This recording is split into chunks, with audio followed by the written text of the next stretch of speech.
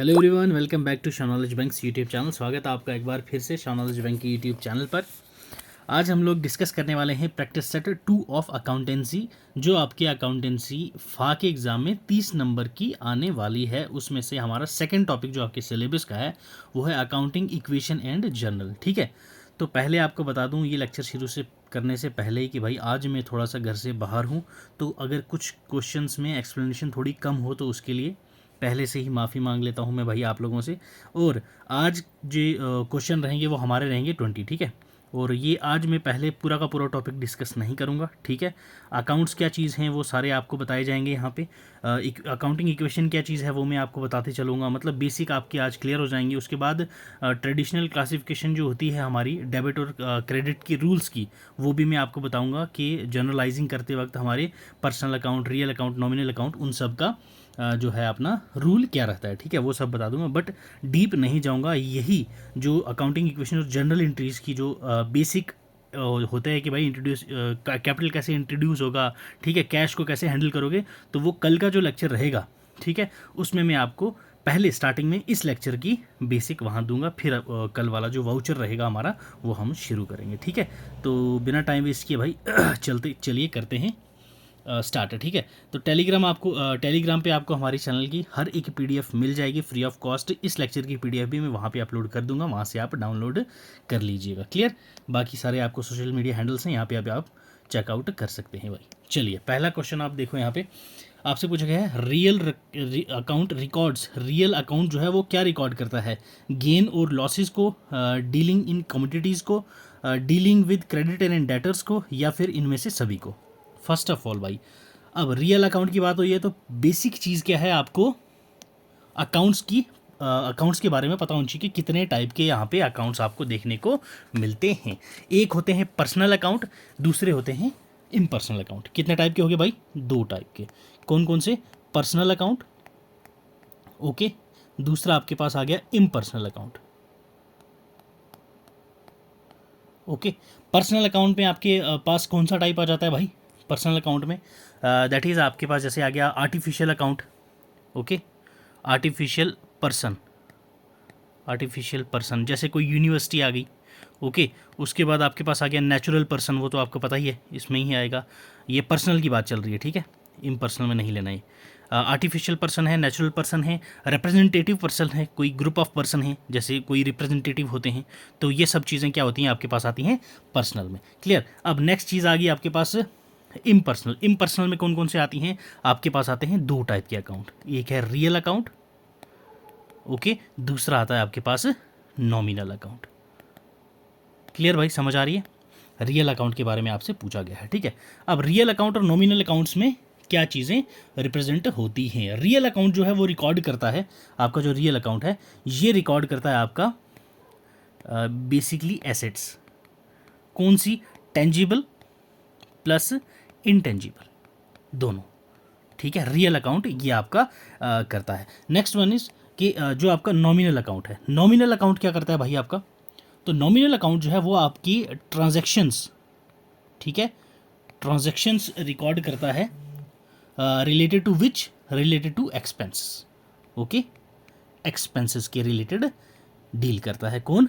आपका nominal account. जैसे आपकी रेंट पेड हो गई, सैलरी पेड हो गई, ठीक है, तो ये सब चीज़ें क्या है आपके पास, किस में आती हैं? आपकी नॉमिनल अकाउंट में। तो अकाउंट्स आपको क्लियर हो गए भाई, कितने टाइप के होते हैं, कौन कौन से होते हैं, ठीक है। तो ये थे हमारे अकाउंट्स। अब आपको पहले क्वेश्चन का आंसर इजीली पता चल गया होगा कि क्या होने वाला है, तो that is dealing with commodities. Commodities क्या होती हैं? जो आपके प्रोडक्ट्स होते हैं, ओके, जिनको आप लोग एसेट्स भी बोलते हैं, ओके, बिल्डिंग, लैंड, फर्नीचर, उसके बाद पेटेंट है आपके पास, उसके बाद आपका बुक, ये आपका कॉपीराइट है, ये सब चीज़ें क्या हैं आपकी commodities. That is real account deal with commodity. Option B हो जाएगा यहाँ हमारे फर्स्ट का correct answer, dealing with commodity. ठीक है भाई, चलिए जी, next one is balance sheet. अब ये जो टॉपिक है थोड़ा सा समझने वाला है, इसलिए मैंने इसमें ये नहीं एक्सप्लेन कर रहा हूँ आपको मैं। बेसिकली सबको पता है ये क्या चीज़ें हैं, क्या चीज़ नहीं है, तो दैट्स वाई ये बैलेंस शीट आपका आ गया, ओके, प्लस जर्नल, ठीक है, जर्नल कैसे बनाते हैं वो आपका आ गया, वो मैं आपको कल बताऊंगा। Clear. Balance sheet are prepared, balance sheet कब प्रिपेयर की जाती है? एनुअली, डेली, मंथली या वीकली? यस, बैलेंस शीट को हम कब प्रिपेयर करते हैं? यस, तो बैलेंस शीट जो है भाई, इसको हम लोग एनुअली प्रिपेयर करते हैं। क्लियर, ये सबको पता होगा, आई होप सो। ठीक है, इजी था ये सवाल आपके पास। क्वेश्चन सेकंड तो हो गया आपका, क्वेश्चन 3 पे आ जाओ। ओके, चलिए क्वेश्चन 3 आपका क्या कह रहा है? Dash is the internal user of financial statement. ठीक है, फाइनेंशियल स्टेटमेंट जो होती है उसमें ये चारों में से कौन इंटरनल होता है, मतलब जो फर्म या कंपनी के अंदर का बंदा होता है, बाहर का नहीं होता। शेयर होल्डर्स तो भाई ये आउटसाइडर होते हैं, ये कंपनी के अंदर नहीं होते। गवर्नमेंट एजेंसी भाई ये भी आउटसाइड के होते हैं। Manager of the business, exactly बिल्कुल सर, जो बिजनेस का मैनेजर है वो तो इनसाइडर ही होगा ना, तो वो इंटरनल यूजर होता है। क्रेडिटर ऑफ बिजनेस नहीं भाई, ये भी आउटसाइडर होते हैं। क्लियर, तो ऑप्शन आपके पास थर्ड वाला हो जाएगा यहाँ पे क्या correct answer, that is manager of the business. Clear, चलिए क्वेश्चन 4 बहुत इजी क्वेश्चन है, बताइए भाई ऑडिटिंग क्या है? Auditing refers to reporting the financial information, okay, examination of financial information, okay, maintaining the ledger accounts, okay, preparation of financial statement. Yes, तो auditing में हम क्या करते हैं कि क्या बोलते हैं भाई, ऑडिटिंग कर रहे हैं मतलब एग्जामाइन कर रहे हैं किसको? फाइनेंशियल इन्फॉर्मेशन को। तो ऑप्शन सेकंड वाला हमारा हो जाएगा correct answer. Clear, option B examination of financial information is known as what, that is auditing. Clear, next 5th question पे आ जाओ।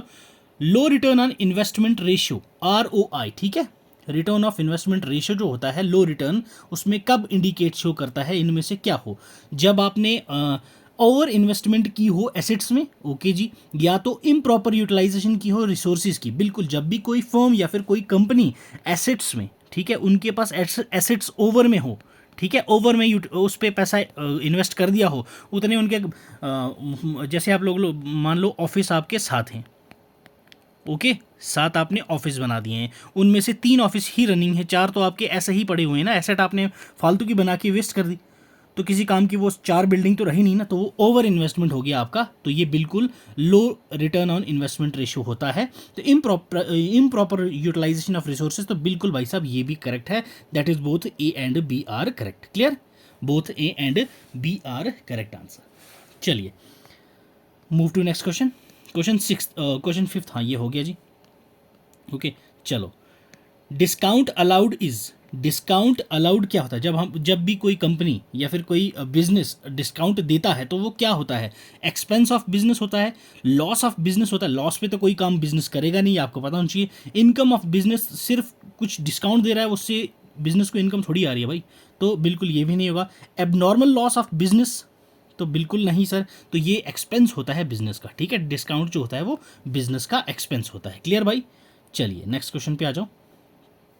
यस, जर्नल्स और ऑल्सो रेफर्ड एज, जो जर्नल्स होते हैं उनको हम लोग एक चीज और से नाम देते हैं, तो वो क्या होता है? Yes, book of economic events, T account, book of original entries या बुक ऑफ एंट्रीज?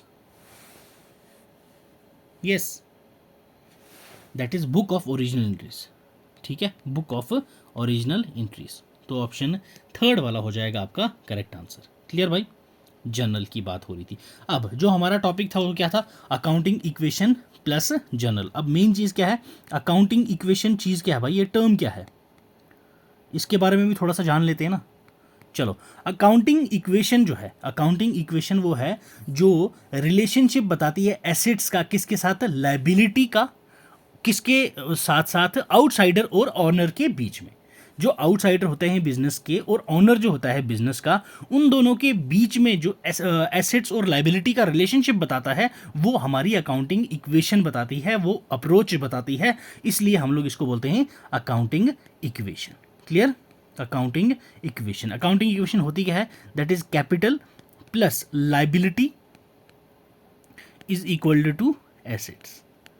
याद रखना ये पॉइंट आपने, ठीक है। सीधा सीधा बताऊं ऐसे आपको, तो assets is equal to capital plus liability.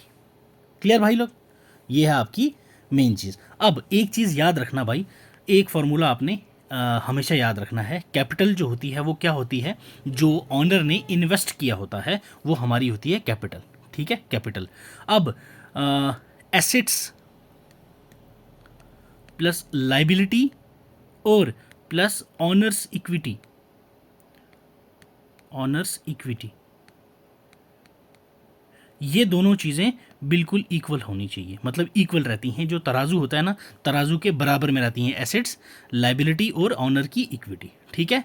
ये भी आपने एक फॉर्मूला याद रखना है, assets is equal to liability plus owner's equity, ठीक है भाई, क्लियर। तो ये थी हमारी अकाउंटिंग इक्वेशन बेसिक, जो आपको पता होना चाहिए भाई, ठीक है। चलिए नेक्स्ट क्वेश्चन देखिए, करंट रेशियो, करंट रेशियो क्या है भाई, आपसे पूछा गया है current ratio, current assets upon current liabilities, debit upon equity, quick assets upon current liabilities, current assets upon equity. Yes, तो ऑप्शन ए आपका है यहाँ पे correct answer, that is current assets okay upon current liabilities, that is आपके पास हो जाएगा ये current ratio, clear भाई, करंट रेशियो। चलिए, व्हाट इज इक्विटी, इक्विटी क्या चीज़ है भाई, honours claim on total assets, honours claim on total liabilities, liability of business, cash from the business. तो ये जो ऑनर का क्लेम होता है टोटल एसेट पे, उसको हम लोग बोलते हैं क्या, इक्विटी, ठीक। ऑनर जो है वो जब क्लेम करता है अपना टोटल एसेट पे, तो वो क्या होती है भाई, इक्विटी, याद रखना ये आपने। तो ऑप्शन फर्स्ट वाला हो जाएगा यहाँ पे आपका correct answer for question 9th, clear, honours claim on total assets, clear भाई। चलिए आ जाओ next question 10th,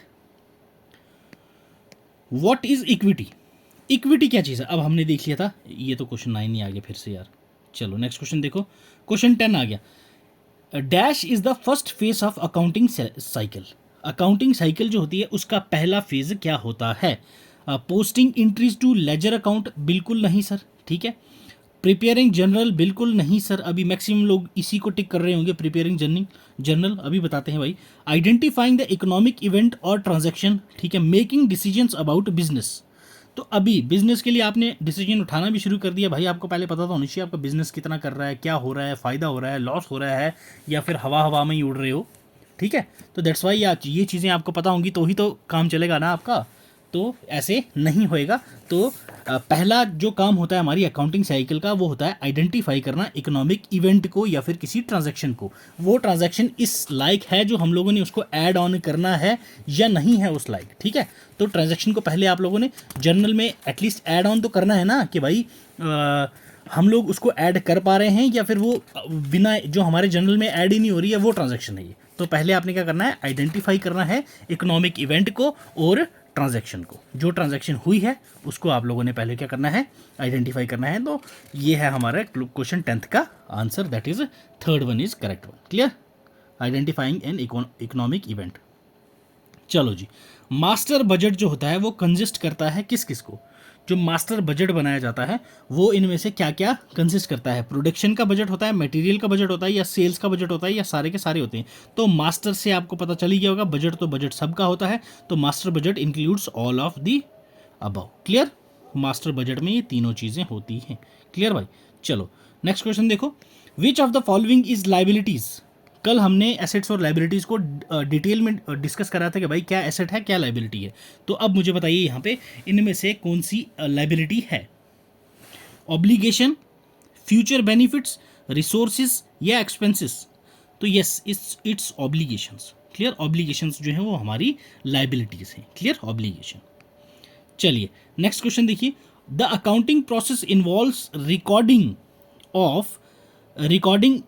posting, recording non quantifiable economic event, recording quantifiable economic event, या none of the above, ठीक है। अकाउंटिंग प्रोसेस में क्या record इनमें से किया जाता है, तो भाई जो क्वांटिफाइबल इकोनॉमिक इवेंट होती है, अभी हमने पहले ही देखा था, ठीक है, इकोनॉमिक इवेंट और ट्रांजैक्शन को आइडेंटिफाई करना, तो वही जो क्वांटिफाइबल इकोनॉमिक इवेंट होगी वो इन्वॉल्व होती है हमारी रिकॉर्डिंग के प्रोसेस में, ठीक है। क्वेश्चन 13 का आपका हो जाएगा थर्ड ऑप्शन करेक्ट, क्लियर। चलिए नेक्स्ट क्वेश्चन देखिए, dash is the gross inflow of the economic benefits, इनमें से क्या है जो ग्रॉस इनफ्लो होगा इकोनॉमिक बेनिफिट का, यस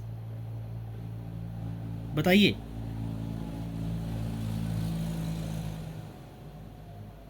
हाँ जी बोलिए। कमेंट्स नहीं रुकनी चाहिए, कमेंट्स आपके बिल्कुल लगातार होनी चाहिए। तो यस इट्स इनकम, करेक्ट, सभी सही बोल रहे हो। चलो चलिए जी 15th क्वेश्चन पे आ जाओ। Accounting provides information on, accounting जो है वो प्रोवाइड करती है इंफॉर्मेशन किस पे? Financial condition of institution, companies tax liability for particular year, cost and income for managers, या इनमें से सभी के सभी? यस, अकाउंटिंग जो है वो प्रोवाइड करती है cost and income for managers.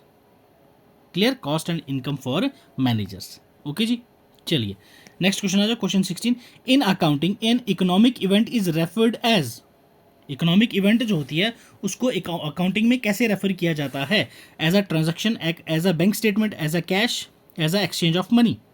Yes, जो भी इकोनॉमिक इवेंट होती है, जब हमने अभी पढ़ा था ऊपर, और ट्रांजैक्शन, ओके, तो सीधा सीधा क्या रेफर करता है भाई ये? As a transaction. Clear, option हो जाएगा फर्स्ट वन हमारा यहाँ पे करेक्ट आंसर। क्लियर, चलिए जी नेक्स्ट क्वेश्चन देखिए। In general the business transaction is recorded, business transaction जो होती है वो कहाँ रिकॉर्ड की जाती है जनरल में? मतलब कि बिजनेस ट्रांजैक्शन जो रिकॉर्ड कब की जाती है? मंथ में, वीक में, सेम डे, या फिर नेक्स्ट डे? यस, जनरल में कोई भी बिजनेस ट्रांजैक्शन जो होती है ना वो रिकॉर्ड की जाती है सेम डे। ठीक है, जनरल जो हमारा बनता है वो डेली बेसिस पे बनता है, दैट इज सेम डे हमें रिकॉर्ड करनी पड़ती हैं वो transactions. Clear, option D fourth one is correct regarding this question. Clear, चलो जी नेक्स्ट क्वेश्चन पे आ जाओ। नेक्स्ट क्वेश्चन आपसे पूछा गया है, the process of entering all transactions from the journal to ledger is known as accounting, posting, entry, या none of the above? Yes,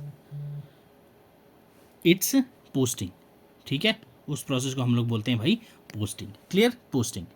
चलिए नेक्स्ट क्वेश्चन देखिए, dash is the most important characteristics of all assets of a business have, ये कौन सा है जो most important characteristics होता है जो बिजनेस की एसेट्स होती हैं वो उनके लिए? Future economic benefits, intangible nature of assets, value of assets, या long life of assets?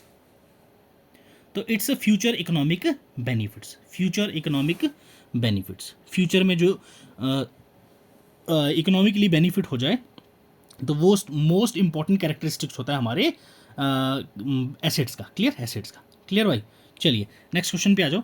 Balance sheet is a statement of, balance sheet जो होती है वो इनमें से किसका स्टेटमेंट होता है? कैपिटल, लाइबिलिटीज, एसेट, या फिर all of the above? Yes, balance sheet इनमें से किसकी स्टेटमेंट होती है? कैपिटल की होती है, लाइबिलिटी की होती है, या फिर सभी के सभी की होती है? हाँ जी बताइए भाई, किसकी होती है ये? तो yes, all of the above. Clear, समझ आए? ये थे हमारे आज के क्वेश्चंस। अभी ख़त्म नहीं हुई भाई लेक्चर, अभी हम लोगों ने एक चीज़ और करनी है, रूल्स। मैंने आपको पहले ही बताया था कि रूल्स भी कराऊंगा, rules of debit and credit.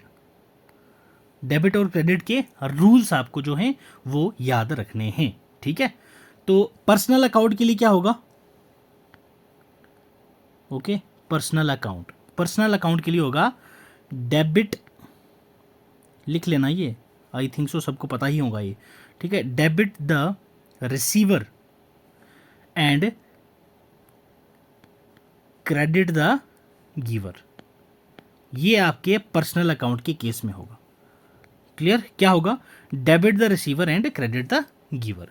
अब रियल अकाउंट के केस में क्या होगा? रियल अकाउंट के केस में होगा आपका भाई debit what comes in, okay, and credit what goes out. ये किसके केस में होगा? आपका रियल अकाउंट के केस में। ठीक है, अब नॉमिनल अकाउंट के केस में क्या होगा? ओके, नॉमिनल अकाउंट के केस में भाई आपका होगा debit all expenses and losses, credit all gains and profits. ठीक है भाई लोग, हमने देखा पर्सनल अकाउंट का रूल क्या रहेगा, debit the receiver credit the giver. Real account debit what comes in credit what goes out. Nominal account that is debit all the expenses and losses credit all gains and profits. ठीक है भाई, समझ आई।